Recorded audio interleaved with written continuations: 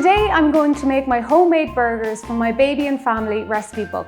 Perfect as a finger food for your baby or a healthy dinner for the family.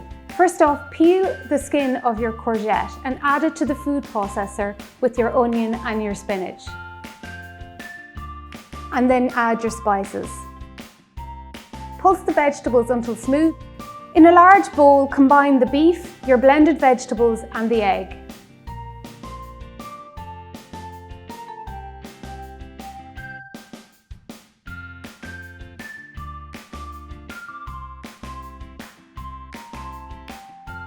Heat the olive oil in your frying pan and then cook the burgers in batches for about 6 to 8 minutes on each side until fully cooked.